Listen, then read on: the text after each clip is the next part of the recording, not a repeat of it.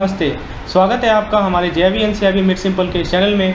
दोस्तों, आज हम लोग डिस्कस करेंगे अपने BRBL यानी banking regulation and banking laws के यूनिट 1 के डिस्कशन को, जो कि बेस्ड है legal framework of regulation of bank.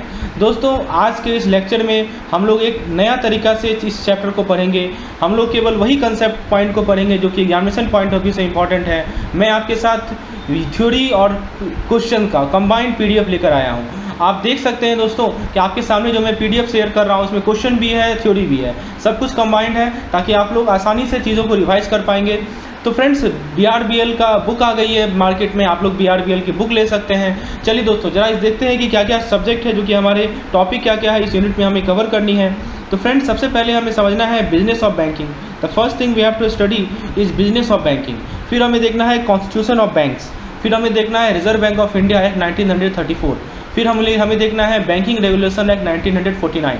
फिर दोस्तों हम लोग पढ़ेंगे कि banking act, reserve bank as a central bank, reserve bank कैसे सेंट्रल बैंक की तरह काम करता है, और कैसे नॉन बैंकिंग फाइनेंशियल इंस्टीट्यूशन, ये नया टॉपिक है दोस्तों, कैसे NBFC को वो रेगुलेट करता है। फिर देखेंगे गवर्नमेंट कैसे बैंक को रेगुलेट करती है। फिर हम लोग देखेंगे कि कोऑपरेटिव बैंक पे कंट्रोल कैसा होता है। और फाइनली हम लोग देखेंगे कि बैंक को रेगुलेट करने वाली अदर अथॉरिटीज़ कौन सी है। तो दोस्तों, इस टॉपिक को पढ़ने के बाद आप समझ पाएंगे कि बैंकिंग बिजनेस कैसी होती है, क्या क्या डेफिनेशन है, क्या क्या एक्सप्लेनेशन है जो कि ज़रूरी है लीगल टर्म्स को समझने के लिए। आप समझ पाएंगे कि कॉन्स्टिट्यूशन और अलग अलग तरह के बैंक कौन होते हैं। आप RBI एक्ट और BR एक्ट को अच्छे तरीके से समझ पाएंगे। आप रिजर्व बैंक के रोल को और सेंट्रल गवर्नमेंट के रोल को अच्छे से समझ पाएंगे। इनको आगे बढ़ाने से पहले मैं आप लोगों को बता दूं, यदि आप इस तरह के लेक्चर्स, इस तरह की videos, MCQs videos, theory videos, यदि आप अपने CIB की तैयारी के लिए चाहते हैं तो आप हमारे पेड प्लान में इनरोल हो सकते हैं। हम लोग बेसिकली पाँचों सब्जेक्ट का पेड प्लान लॉन्च किए हैं, AVM, BFEM, BRBL, AVFM और इलेक्टिव पेपर HRM। तो फ्रेंड्स, हमारे पास आपको क्या मिलेगा, आपको unit wise theory video, unit wise theory video, unit wise MCQ videos, ठीक है, फिर unit wise theory PDF, unit wise MCQ PDF और टेलीग्राम पे क्विजेज मिलेंगे। क्योंकि समय कम है, 4 महीना ही बचा है और आपको पिन पॉइंटेड मटेरियल चाहिए जिसको आप पढ़कर केवल एग्जाम में अच्छे मार्क्स स्कोर कर पाएँ। तो फ्रेंड्स, आप हमारे इस पेड कोर्स का हिस्सा बन सकते हैं। बेसिकली आपको पेड कोर्स के बारे में बताऊँ तो हमारा 2 प्लान है। यदि आपको वीडियो और PDF चाहिए तो ₹799 for each compulsory subject and ₹449 for elective paper. और यदि केवल PDF चाहिए तो ₹299 for each compulsory subject and 199 for elective paper. और यदि पाँचों सब्जेक्ट का आप एक साथ पहला प्लान नोट करेंगे तो आपको 2800 रुपये पड़ेगा, और यदि दूसरा प्लान नोट करेंगे तो 1200 पड़ेगा। दोस्तों, डिटेल जानकारी आप मुझे इस नंबर पे व्हाट्सएप करके ले सकते हैं। नंबर जो लिंक है वो डिस्क्रिप्शन में भी आपको मिल जाएगा। चलिए दोस्तों, शुरुआत करते हैं अपने इस वीडियो लेसन को अपने पहले कॉन्सेप्ट के साथ। दोस्तों, बैंकिंग इन इंडिया, भारत में जो बैंक है वो गवर्न होता है बैंकिंग रेगुलेशन एक्ट से, जिसको हम लोग BR एक्ट 1949 कहते हैं, और reserve bank of India act 1934 कहते हैं। ये 2 बहुत ही इंपॉर्टेंट एक्ट हैं। दोस्तों, रिजर्व बैंक ऑफ इंडिया जो है और हमारी भारतीय सरकार, ये दोनों के दोनों मिलकर कंट्रोल एक्सरसाइज करते हैं बैंक्स पे, राइट फ्रॉम जब से बैंक खुलता है, ओपन होता है, तब से लेके जब तक वो वाइंडिंग अप होता है। ठीक है, तो कौन कौन अपने पावर को, किनका पावर है, तो एक RBI का है और एक गवर्नमेंट ऑफ इंडिया का है। ठीक है, आपके सामने पहला question, which of the following exercise control over bank from the opening to their winding up. तो इनमें से कौन से हैं जो कंट्रोल बैंक के ऊपर कंट्रोल करते हैं ओपनिंग से वाइंडिंग तक। एक, reserve bank of India and SEBI. B, SEBI and government of India NABARD. C, government of India and RBI। D, government of India, RBI and SEBI. तो सेबी का यहाँ कोई रोल ही नहीं है, सेबी होता है Securities Exchange Board of India. Correct answer है option number C, that is Government of India and RBI। दोस्तों, ये सबसे इफेक्टिव तरीका है समझने का। आप पहले कंसेप्ट समझिए, फिर क्वेश्चन देखिए, and in this way we will cover each and every unit. आपको सभी यूनिट इसी प्रकार के मिलेंगे, इसी तरह के कवरेज मिलेंगे। चलिए नेक्स्ट कंसेप्ट को देखते हैं दोस्तों।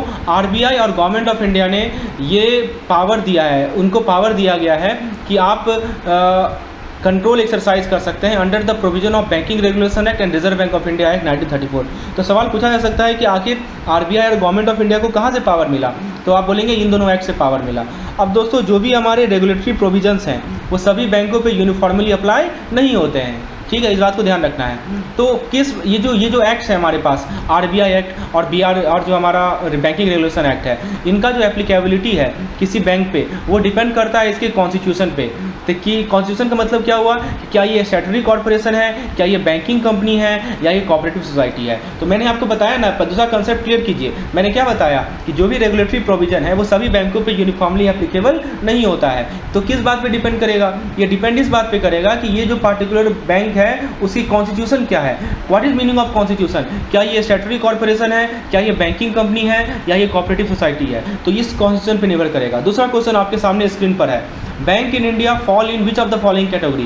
भारतीय बैंक किस कैटेगरी में आती हैं? पहला option statutory corporation and private company, दूसरा ऑप्शन कंपनीज एंड कोऑपरेटिव, तीसरा ऑप्शन दोस्तों statutory corporation, companies and cooperative society, चौथा option companies, public sector bank, public sector company. अभी मैंने आपको बताया कि 3 तरह के कॉन्स्टिट्यूशन है। कौन कौन 3 कॉन्स्टिट्यूशन है? Statutory corporation, banking company and cooperative society. पहला ऑप्शन नहीं होगा, दूसरा ऑप्शन नहीं होगा, तीसरा ऑप्शन में देखिए वही लिखा हुआ है statutory corporation, companies and cooperative society. Please remember, very very very important, कि बैंकिंग रेगुलेशन एक्ट के जितने भी लॉज हैं सभी बैंकों के लिए यूनिफॉर्मली एप्लीकेबल नहीं होते हैं। ये इस बात पर निर्भर करता है कि बैंक किस कैटेगरी में फॉल करता है। और 3 तरह का कैटेगरी है स्टैट्यूटरी कॉर्पोरेशन, कंपनीज और कोऑपरेटिव सोसाइटी। तो इस क्वेश्चन का करेक्ट आंसर है option number C. This is the most effective way of learning a particular subject. First of all, you understand the concept and then you solve problem on that, and we will provide such type of study material for each and every unit. This is the most effective way. If you want such type of PDF, you need to WhatsApp me on the number which is provided in the description section. नौ दोस्तों, हम लोग बात करते हैं business और banking की। तो banking business को समझने से पहले हम लोग सबसे पहले बैंकिंग के डेफिनेशन को समझेंगे। बैंकिंग को डिफाइन किया गया है सेक्शन 5 सब सेक्शन बी और बैंकिंग रेगुलेशन एक्ट 1949। कभी कभी सेक्शन भी पूछ लिया जाता है, तो मैंने साफ अक्षरों में लिखा है कि बैंकिंग रेगुलेशन एक्ट 1949 का जो सेक्शन 5B है उसमें बैंकिंग को डिफाइन किया गया है। कैसे डिफाइन किया गया है दोस्तों? तो बैंकिंग का मतलब होता है accepting for the purpose of lending और इन्वेस्टिंग, यानी एक्सेप्ट किया जाता है किस पर्पज से? ताकि हम लैंड कर सकें या इन्वेस्ट कर सकें। ठीक है, क्या एक्सेप्ट किया जाता है? मनी, जो पैसा है उसे एक्सेप्ट किया जाता है। कहाँ से एक्सेप्ट किया जाता है? पब्लिक से एक्सेप्ट किया जाता है। कब? जो कि डिमांड पे रिपेबल भी करना पड़ेगा। ऐसा नहीं कि आपने ले लिया तो आप देंगे नहीं, आपको रिपेबल भी करना पड़ेगा। ठीक है, और वो चाहे पब्लिक तो विड्रॉ भी कर सकता है चेक से, ड्राफ्ट से, ऑर्डर से या किसी और तरीके से। तो ये बैंकिंग का करेक्ट डेफिनेशन है। तो दोस्तों बैंकिंग, अब एक सवाल आपके सामने है। As per definition under section 5B of banking regulation act 1934, which of the following is not correct in context of banking business? Banking business के संदर्भ में इनमें से कौन सा कथन सत्य नहीं है? आपसे ये सवाल पूछा गया है और सेक्शन 5B के अंदर। पहला option accepting deposit and giving loan out of such deposit, दूसरा option deposit are accepted from public, तीसरा option bank can not refuse to accept deposit whosoever offer, चौथा option accepting deposit and investing such deposit. दोस्तों देखिए, पहला option तो सही है कि आप बैंक को एक्सेप्ट करेगी डिपॉजिट और उससे लोन देगी। दूसरा ऑप्शन भी सही है कि डिपॉजिट जो है पब्लिक से एक्सेप्ट किया जाएगा। तीसरा गलत इसलिए है क्योंकि कह रहा है कि बैंक रिफ्यूज नहीं कर सकती। दोस्तों रिफ्यूज ऐसा नहीं कि जिससे मन तिससे बैंक लेने लगे, ऐसा नहीं है दोस्तों। KYC का नॉर्म्स है वो फॉलो करना पड़ता है, कंप्लाइंस, KYC कंप्लाइंस फॉलो करना पड़ता है। आजकल आपको पता होगा मनी लॉन्ड्रिंग का केस होता है, फाइनेंशियल क्राइम का केस होता है, फाइनेंशियल टेररिज्म का केस होता है। तो इन सभी से बचने के लिए ऐसा नहीं कि बैंक जिससे जो आदमी दे आप पैसा उससे ले लेगी, नहीं। उसको ये बात को ध्यान रखना पड़ेगा कि पैसा जहाँ से आ रहा है वो KYC कंप्लाइंट है या नहीं है, राइट। तो ऑप्शन सी गलत है और बी तो सही है, इन्वेस्ट भी करती है वो डिपॉजिट को। तो चलिए दोस्तों, तो बैंकिंग का दो मेजर फंक्शन है कि एक तो डिपॉजिट एक्सेप्ट करेगी और दूसरा लैंडिंग करेगी। और दोस्तों बैंक रिफ्यूज कर सकती है एक्सेप्टेंस को, राइट। अब जो जहाँ से मान लीजिए कि वही चीज़ मैं समझा रहा हूँ, जो KYC कंप्लाइंट नहीं है वहाँ से रिफ्यूज करेगी। एक्सेप्टिंग का मतलब ये नहीं हुआ कि आप बैंकर जो है आप कहीं से भी पैसा ले लेंगे, जो भी आपको पैसा दिया। एक्चुअली बैंकर रिफ्यूज करती है जो अनडिजायरेबल पर्सन है और मान लीजिए कि जो KYC के नॉर्म्स को फुलफिल नहीं कर रहे हैं। ये चीज़ समझ में है दोस्तों, बेसिक सा कंसेप्ट है। चलिए अब दोस्तों हम लोग सेकंड पॉइंट की बात करते हैं बैंकिंग के डेफिनेशन में कि डिपॉजिट विड्रॉल बाय चेक, यानी कौन सा डिपॉजिट चेक से आप विड्रॉ कर सकते हैं। तो दोस्तों देखिए इसके रिगार्डिंग नियम क्या है। Under section 49A of the banking regulation act, जो हमारा BRA एक्ट का सेक्शन 49 है, उसमें कहा गया है दोस्तों कि no person other than a banking company, Reserve bank of India, State Bank of India और any other banking institution, firm और other person notified by central government in this behalf is authorise to accept deposit withdrawal by cheque. दोस्तों जो important point है वो मैंने आपको highlight कर दिए हैं ताकि आपको लास्ट टाइम में जब रिवीजन करेंगे इस PDF को तो आप उसको बस उस पॉइंट से होके गुजरेंगे तो आपका कंसेप्ट क्लियर होगा। तो आप देख सकते हैं दोस्तों, मल्टी बेनिफिट है इस PDF का। आपको हाईलाइटेड पॉइंट मिल रहा है, आपको आपको साथ साथ क्वेश्चन मिल रहा है, आपको कंसाइज नोट्स मिल रहा है। ओके, तो जो अभी मैं क्या बता रहा था आपको कि डिपॉजिट विड्रॉएबल बाय चेक, इसके रिगार्डिंग क्या नियम बताया आपको कि कोई भी कंपनी, कोई भी reserve bank of India, State Bank of India या बैंकिंग इंस्टीट्यूशन, फर्म या कोई पर्सन जो कि सेंट्रल गवर्नमेंट के द्वारा नोटिफाइड है, इसके अलावा कोई भी पर्सन जो है डिपॉजिट एक्सेप्ट नहीं कर सकता जो कि चेक से विड्रॉल किया जाए। समझ में आ रहा है? किसको किसको कर दिया गया है इसका अथॉरिटी? कंपनी को, रिजर्व बैंक ऑफ इंडिया को, स्टेट बैंक ऑफ इंडिया को या कोई और बैंकिंग इंस्टीट्यूशन जो कि नोटिफाइड है सेंट्रल गवर्नमेंट में, यही लोग चेक से विड्रॉ करवा सकते हैं। अब क्वेश्चन आपके सामने है, which of the following can not accept deposit withdrawal वाला चेक, यानी इनमें से कौन से हैं जो कि डिपॉजिट एक्सेप्ट नहीं कर सकते जो कि चेक से विड्रॉ करेंगे? बताइए। बैंक कर सकती है क्या? Saving bank scheme run by government, private credit society, financial institution, क्या सही जवाब है बताइए? बैंक कर सकती है, बिल्कुल कर सकती है। सेविंग बैंक स्कीम ये भी कर सकती है दोस्तों। तो यहाँ पे है दोस्तों option D, financial institution. Private credit society भी कर सकती है। तो देखिए, under section 49A of banking regulation act में यही कहा गया है कि organisation other than bank can not accept deposit withdrawal by cheque, however the saving bank scheme run by government और primary credit society any other person और firm notified by government are exempted from this prohibition. तो इस prohibition से exemption किसे मिला है? तो किसे मिला है दोस्तों? जो सेविंग बैंक स्कीम है, गवर्नमेंट रन कर रही है, या प्राइमरी क्रेडिट सोसाइटी है, इन्हें एग्जाम्पशन मिला है, लेकिन फाइनेंशियल इंस्टीट्यूशन को एग्जाम्पशन नहीं मिला है। तो वो तो ऐसा कर ही नहीं सकती।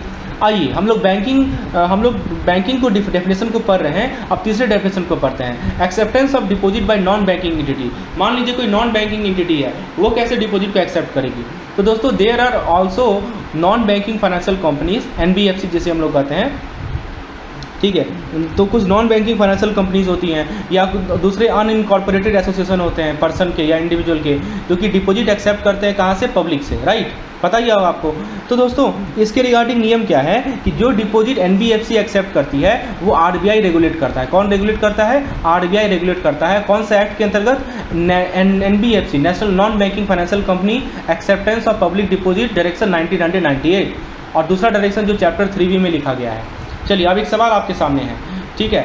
विच of the following can not accept deposit from the public, इनमें से कौन लोग जो है पब्लिक से डिपॉजिट एक्सेप्ट नहीं कर सकते? ठीक है, पहला बैंक, दूसरा non banking financial company regulated by RBI, तीसरा other company regulated by central government, चौथा other firm that is the business of financial institution. बताइए दोस्तों कौन एक्सेप्ट नहीं कर सकता? तो बैंक तो कर सकती है, NBFC भी कर सकती है, अभी मैंने आपको बताया है, और दूसरे कंपनी जो कि सेंट्रल गवर्नमेंट के द्वारा रेगुलेटेड है ये भी कर सकते हैं। लेकिन दोस्तों ऑप्शन डी जो कह रहा है कि फाइनेंशियल इंस्टीट्यूशन, वो नहीं कर सकते, राइट? चलिए अब हम लोग बैंकिंग डेफिनेशन के फोर्थ पार्ट को पढ़ते हैं, जो कि है लाइसेंस फॉर बैंकिंग। दोस्तों याद रखिएगा, भारत में ये जरूरी है कि रिजर्व बैंक ऑफ इंडिया से लाइसेंस लेना बहुत जरूरी है under section 22 of the banking regulation act. तो हमारा BRA का जो सेक्शन नंबर 22 है उसमें ये कहा गया है कि आपको रिजर्व बैंक से लाइसेंस लेना मस्ट है, ठीक है, तभी जाके आप बैंकिंग बिजनेस को कैरी ऑन कर सकते हैं। तो जो भी बैंकिंग कंपनी है उसको ये वर्ड बैंक को यूज करना है अपने नाम में as per section 7 of the BRA, और कोई भी अदर कंपनी इस वर्ड को बैंक को यूज नहीं कर सकती, ना ही बैंकर ना ही बैंकिंग अपने नाम में यूज कर सकती है। ये सेक्शन 7 में लिखा हुआ है। तो पहला क्या है कि सेक्शन 22 में कह रहा है कि दोस्तों ये जरूरी है कि लाइसेंस लेना बहुत ज़रूरी है बैंक के बिजनेस के लिए, और सेक्शन 7 ये कह रहा है कि बैंकिंग कंपनी ही केवल बैंक को यूज करेगी, बाकी कोई बैंक को यूज नहीं करेगा। अब देखिए क्या है, नो फर्म और group of individual is permitted to use the bank, banking और banking company as a part of the name, subsidiaries of bank, an association of bank in certain cases as primary credit society, a cooperative society formed for the purpose of protection of mutual interest of cooperative bank, and any cooperative society not being a primary credit society formed by the employee of banking company are exempted from this restriction। अब जो restriction मैंने आपको बताया कि ये सभी company जो है बैंकिंग या बैंकिंग कंपनी को यूज नहीं करेंगे, इस एग्जाम्पशन से किसे रिस्ट्रिक्शन मिला है? तो पहला प्राइमरी क्रेडिट सोसाइटी को, दूसरा कोऑपरेटिव सोसाइटी को जिसका फॉर्मेशन हुआ है म्यूचुअल इंटरेस्ट के प्रोटेक्ट करने में, ठीक है, कोऑपरेटिव बैंक को, ठीक है, इन सभी को एग्जाम्पशन मिला है। ये सभी यूज चाहे तो कर सकते हैं। चलिए कंसेप्ट क्लियर है आपको? Very good. लाइसेंस के बारे में बताया, आपके सामने सवाल है, अब इस सवाल का जवाब दीजिए तो आपको पता चलेगा कि आपका कंसेप्ट कितना क्लियर है, आपका कमांड है या नहीं इस टॉपिक पे। चलिए देखते हैं, विच of the following is not correct statement in the context of banking regulation act. Banking regulation act के कॉन्टेक्स्ट में इनमें से कौन सा स्टेटमेंट करेक्ट नहीं है? पहला option, for carrying business of the bank licence from RBI is required, बिल्कुल सही है। दूसरा option, each banking company has to use the word bank as a part of his name, हर एक बैंकिंग कंपनी को इस वर्ड बैंक को use करना पड़ेगा अपने नाम में। तीसरा option, no firm is allowed to use the word bank, banking और banking company as a part of their name. तो चौथा ऑप्शन, सब्सिडरीज ऑफ बैंक और in certain case the primary credit society can not use the word bank. पहला option दोस्तों सही है, licence की requirement है, सेक्शन 22 में कहा गया है, बीआरए एक्ट के सेक्शन 22 में कहा गया है कि आपको बैंक चालू करना है तो लाइसेंस चाहिए। किसे लाइसेंस चाहिए? तो आरबीआई से लाइसेंस चाहिए। फिर दोस्तों हर एक बैंकिंग कंपनी को बैंक को यूज करना पड़ेगा, ये भी सही है, सेक्शन 7 में कहा गया है। कोई भी दूसरा फर्म बैंक को यूज नहीं कर सकता, ये भी सेक्शन 7 में कहा गया है। लेकिन दोस्तों सब्सिडरीज ऑफ बैंक हो या प्राइमरी क्रेडिट सोसाइटी हो, ये बैंक को यूज कर सकते हैं, राइट, इनको एग्जम्पशन दिया गया है, तो ये ऑप्शन डी गलत है। समझ में आया दोस्तों? अभी हमने डिस्कशन किया ना। So each and every concept will be आपके दिमाग में बैठेगा जब आप इस तरह से चीज़ों को पढ़ेंगे। ये बेस्ट तरीका है पढ़ने का। क्वेश्चन पढ़िए, कंसेप्ट क्वेश्चन सॉल्व कीजिए, कंसेप्ट पढ़िए, क्वेश्चन सॉल्व कीजिए, right. This is the best way. इसमें आप कम समय में ज़्यादा इफेक्टिविटी बना के अच्छा मार्क्स ला सकते हैं, क्योंकि आपको 5 सब्जेक्ट है जीआईबी सीआईबी में, तो आप चाहेंगे ना कि हाँ कि हमारे पास कम टाइम में हमें ज़्यादा आउटपुट मिले। So this is the perfect way of getting the output. और इस प्रकार के हर एक वीडियोज़ को मैं अपने पेड मेंबर को प्रोवाइड करूँगा, जिसमें थ्योरी एमसीक्यूज साथ साथ होंगे। That is what we are working on. हम लोग वर्क कर रहे हैं कि आपको जो भी कंसेप्ट है उससे रिलेटेड आपको एमसीक्यूज करवा सकें वहीं पे। चलिए आगे बढ़ते हैं। तो देखिए अगला कंसेप्ट जो हमें समझना है वो है परमिटेड बिजनेस। तो दोस्तों देखिए, ऑल्दो ट्रेडिशनली और एज पर द डेफिनेशन जो बैंक का मेन बिजनेस है वो एक्सेप्टेंस ऑफ डिपॉजिट और लैंडिंग और इन्वेस्टमेंट, लेकिन दोस्तों बैंक कभी कभी कुछ अनरिलेटेड एक्टिविटीज़ भी करती है। तो दोस्तों जो एक्टिविटीज़ परमिटेड है सेक्शन 6/1 के अंतर्गत, वो क्या है? Dealing in bill of exchange including drawing, accepting, buying, selling. यानी बैंक जो है बिल ऑफ एक्सचेंज में डील कर सकती है, उसके अंदर ड्राइंग होगा, एक्सेप्टिंग होगा, बाइंग होगा, सेलिंग होगा, और क्या क्या होगा दोस्तों? और देखिए उसके अलावा क्या होगा कि लैंडिंग और advancing of money either with और विदाउट सिक्योरिटी, यानी आप पैसा लैंड करेंगे या एडवांस देंगे बिना सिक्योरिटी का। Carrying on any transaction every kind of guarantee and indemnity business, managing, selling and realising any properties, ये सभी एक बिजनेस है जो कि कर सकते हैं। विच में come into position of banking company in satisfaction और पार्ट सेटिस्फैक्शन ऑफ इस क्लेम। तो ये सभी परमिटेड बिजनेस हैं। अब प्रोहिबिटेड बिजनेस क्या है? कौन कौन सी बिजनेस बैंक नहीं कर सकती? तो सेक्शन 8 कहता है बैंकिंग रेगुलेशन एक्ट का कि एक बैंकिंग कंपनी डायरेक्टली या इनडायरेक्टली ट्रेडिंग एक्टिविटीज़ में एंगेज नहीं हो सकती। या और देखिए ट्रेडिंग एक्टिविटी में एंगेज होगी तो ट्रेडिंग रिस्क होगा, तो ट्रेडिंग रिस्क अंडरटेक नहीं कर सकती। और देखिए क्या क्या प्रोहिबिशन दिया गया है। बाइंग और सेलिंग और बार्टरिंग ऑफ गुड डायरेक्टली और इनडायरेक्टली इज प्रोहिबिटेड। मैंने उसे हाईलाइट कर दिया है कि आप गुड्स को बाई, सेल या बार्टर नहीं कर सकते। Goods for the purpose of this section means every kind of, अब देखिए गुड्स का मतलब क्या हुआ? कोई भी मूवेबल प्रॉपर्टी हो जिसके other than actionable claims, stock, share, money, bullion और species and all instrument refer to in clause A of sub section 1 of section 6, तो ये सभी बैंक नहीं कर सकती। ठीक है, चलिए ये सभी पे रिस्ट्रिक्शन डाला गया है। तो बैंक क्या करेगी कि सिक्योरिटीज़ जो बैंक को दिया गया है उसे रियलाइज़ करेगी या उसे लोन के लिए रखेगी, और यदि ज़रूरत पड़ा, ठीक है, तो वो बाई कर सकती है, बार्टर कर सकती है इन कनेक्शन विथ, ठीक है, देखिए बैंक जो है बाय, सेल, बार्टर कर सकती है in connection with a bill of exchange receive for collection और नेगोशिएशन। मान लीजिए कोई बिल ऑफ एक्सचेंज मिला कलेक्शन के लिए, नेगोशिएशन के लिए, वहाँ पे बाय सेल कर सकती है। या मान लीजिए ई एस्टेट है, रियल एस्टेट है, ठीक है, उसका एडमिनिस्ट्रेशन को अंडरटेक कर सकती है। तो ये सभी परमिशन दिया गया है। ठीक है, तो ये कहता है दोस्तों हमारा प्रोहिबिटेड में। अब एक सवाल आपके सामने है, which of the following form of business other than banking business can not be undertaken by bank. Banking business के अलावा इनमें से कौन सा बिजनेस बैंक नहीं कर सकती है? पहला option buying and selling of foreign exchange और बुलियन और स्पीसीज, मैंने देखा है अभी, बिल्कुल सही है। Providing of safe deposit bond, undertake and execute trust, buying और सेलिंग ऑफ गुड डायरेक्टली और इनडायरेक्टली। दोस्तों ये कर सकती है, फॉरेन एक्सचेंज का डीलिंग करती है बैंक, सेफ डिपॉजिट वॉल्ट भी प्रोवाइड करती है, ट्रस्ट को भी एग्जीक्यूट करती है, अंडरटेक करती है। लेकिन दोस्तों गुड्स का बाइंग और सेलिंग डायरेक्टली इनडायरेक्टली ये नहीं कर सकती।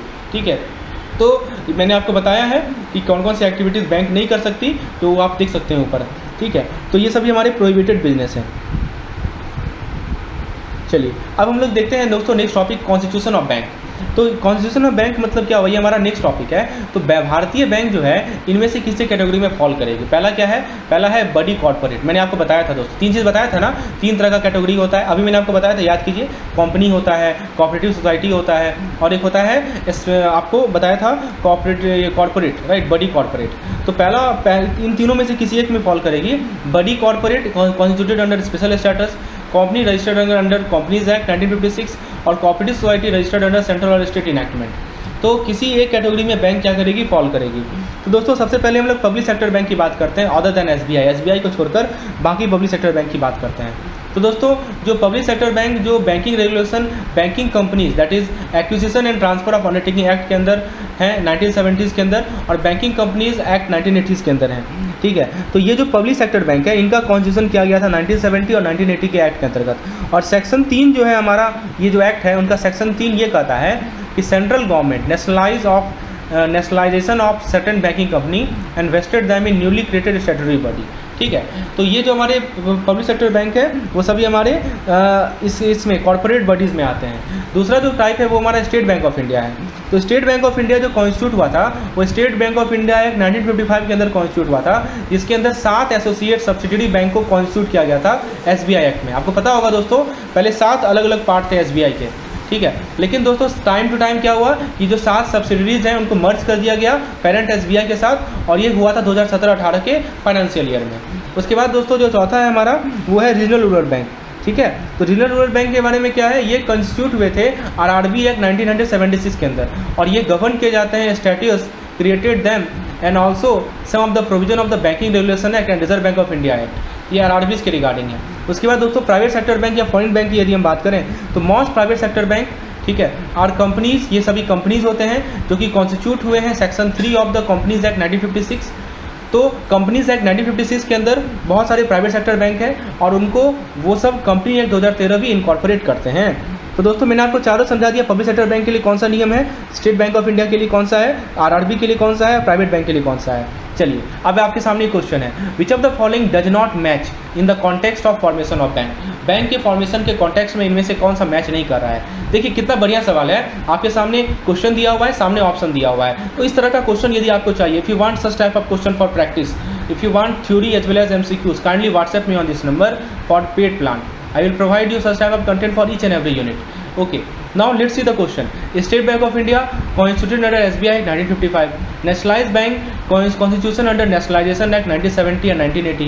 RRB is constitution under RRB Act 1976.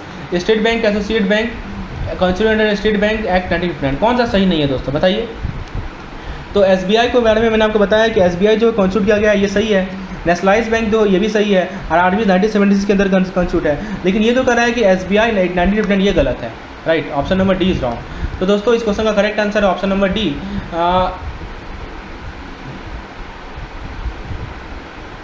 दोस्तों यहाँ पे ऑप्शन बी गलत है, क्योंकि दोस्तों ये स्टेट बैंक का स्टेट बैंक कर रहा है। ऑप्शन बी गलत इसलिए है क्योंकि nationalise bank were constituted under banking companies act, यहाँ पे क्या लिखा है नेशनलाइजेशन एक्ट। नेशनलाइजेशन एक्ट नहीं है दोस्तों, बैंकिंग कंपनीज एक्ट है। This is wrong, not nationalisation act, this is banking companies act 1970 and 1980।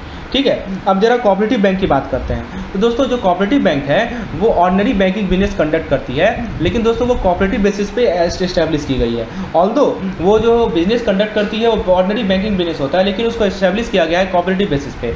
तो हिस्ट्री ऑफ, यदि हम हिस्ट्री पे जाएं इंडियन कोऑपरेटिव बैंक का, तो वो है कोऑपरेटिव सोसाइटी 1904 में इस्टेब्लिश हुआ था, राइट। इसका मेन ऑब्जेक्टिव ये था कि establishment and growth of cooperative credit society, जो कोऑपरेटिव क्रेडिट सोसाइटी है उसको इस्टेब्लिश करें और उनका ग्रोथ हो, उनको इनकरेज करें, उनको सेल्फ हेल्प करें, उनको कोऑपरेट करें। तो दोस्तों आपके सामने एक क्वेश्चन है कि जो कोऑपरेटिव बैंक है दोस्तों वो किस तरह का ऑर्गेनाइजेशन है, cooperative society, banking company, public sector bank, any of the above. तो दोस्तों अभी मैंने आपको बताया कि कोऑपरेटिव बैंक जो होते हैं वो कोऑपरेटिव सोसाइटी के पार्ट होते हैं, ठीक है, वो रजिस्टर्ड होते हैं इंडियन सेंट्रल और स्टेट एक्ट के अंतर्गत। अब दोस्तों एक आप यहाँ पे चार्ट देखेंगे बुक में, तो सबसे पहले लिखा है क्रेडिट कोऑपरेटिव, उसके बाद लिखा है अर्बन कोऑपरेटिव और रूरल कोऑपरेटिव। अर्बन कोऑपरेटिव का 2 part, schedule urban cooperative, non schedule urban cooperative. फिर इसके अंदर multi state, single state, multi state, single state. Rural cooperative में लॉन्ग टर्म, शॉर्ट टर्म, इसके अंदर SKR, dips, PCAR, DBS, short term में state cooperative bank, DCCBS और PACS। ये आपको कोऑपरेटिव बैंक की कैटेगराइजेशन के बारे में दिया गया है, इस चार्ट को समझाया गया है कि भारत में जो कोऑपरेटिव बैंक का स्ट्रक्चर है वो किस प्रकार का है। तो दोस्तों यदि कोई कोऑपरेटिव बैंक एक से ज़्यादा स्टेट में ऑपरेट होती है तो वहाँ पे multi state cooperative society act काम होता है। ये सब हम लोग आगे पढ़ेंगे, कोऑपरेटिव बैंक नाम का एक चैप्टर ही है, अभी मैं आपको ओवरव्यू दे रहा हूँ। कोई मान लीजिए कोऑपरेटिव बैंक है वो एक से ज़्यादा स्टेट में ऑपरेट होगी, तो वहाँ पे कौन सा रूल लगता है, वहाँ पे रूल लगता है multi state cooperative society act लगता है, ठीक है, और बाकी केसेस में स्टेट कोऑपरेटिव सोसाइटी एक्ट लगता है। उसके बाद दोस्तों ये नियम को आपको ध्यान रखना है, बहुत सालों में बहुत सारे प्रॉब्लम आए हैं कोऑपरेटिव सेक्टर में, खासकर आपको मैं एग्जांपल के दो 2019-20 में आपने PMC बैंक का नाम सुना होगा, वो फेल कर गई थी, कहाँ पे, मुंबई में। ठीक है, जिसके कारण गवर्नमेंट को जो बैंकिंग रेगुलेशन एक्ट है उसको अमेंड करना पड़ा, ताकि आरबीआई को पावर बढ़ा दिया उन्होंने कि इस तरह की एंटिटीज़ को रेगुलेट करें। अब हम लोग बात करते हैं आरबीआई एक्ट 1934 की। तो reserve bank of India act 1934 enact किया गया था, ठीक है, जो कि आरबीआई को आया था 6 मार्च 1934 से। इसका मेन एम था कि बैंक नोट के इशू को रेगुलेट करना और जो रिजर्व्स है उसको रखना, ताकि हम मॉनेटरी स्टेबिलिटी को सिक्योर कर सके भारत में, और करेंसी को ऑपरेट करना और क्रेडिट सिस्टम को ऑपरेट करना अपने एडवांटेज में। तो ये सभी आरबीआई के फंक्शन हैं। आपके सामने एक क्वेश्चन है, which of the following is not correct regarding the purpose for which RBI was created under reserve bank of India in 1934। इनमें से कौन सा कथन सही नहीं है, किस पर्पस से आरबीआई को क्रिएट किया गया था under RBI act 1934। Option A, to regulate the issue of bank note, ये तो किया गया था। To directly undertake regulation of banking system, directly आप बैंकिंग सिस्टम के रेगुलेशन को अंडरटेक करना। C, to keep reserve for securing monetary stability India, बिल्कुल सही है, रिजर्व रखना ताकि मॉनेटरी स्टेबिलिटी रहे, ये भी तो फंक्शन है आरबीआई का। नेक्स्ट है टू ऑपरेट द, दोस्तों नेक्स्ट क्या है, to operate the currency and credit system of India, credit और क्रेडिट सिस्टम को ऑपरेट करना, ये भी सही है। तो दोस्तों इसमें क्या सही है क्या गलत है, ऑप्शन बी गलत है। आरबीआई जो है directly regulation of banking system से डील नहीं करती, राइट। हाँ, एक्सेप्ट सेक्शन 42, याद रखिएगा कि जो सेक्शन 42 है ना वो सीआरआर से डील करता है, ठीक है। आरबीआई क्या करती है, provision of banking regulation act के अंदर बैंक को रेगुलेट करती है। रेगुलेशन का काम आरबीआई एक्ट के अंतर्गत नहीं है दोस्तों, रेगुलेशन का काम किसके अंदर है, बीआरए के अंदर है, बैंकिंग रेगुलेशन एक्ट के अंतर्गत है।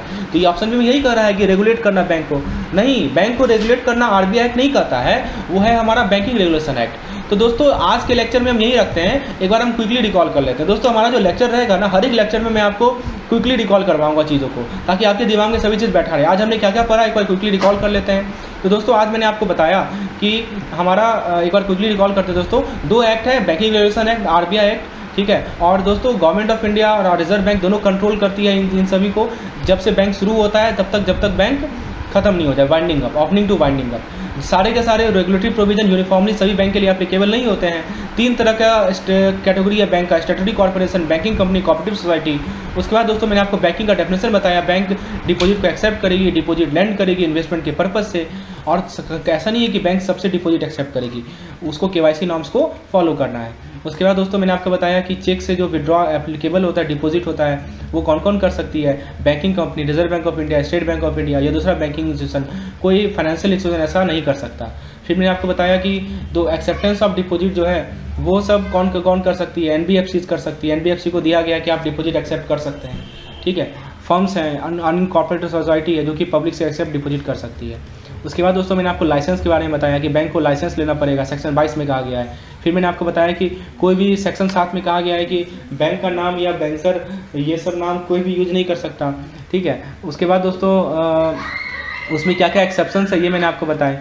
फिर दोस्तों मैंने आपको परमिटेड बिजनेस के बारे में बताया कि जैसे bill of exchange, drawing, accepting, buying, selling, ये सभी परमिटेड बिजनेस हैं।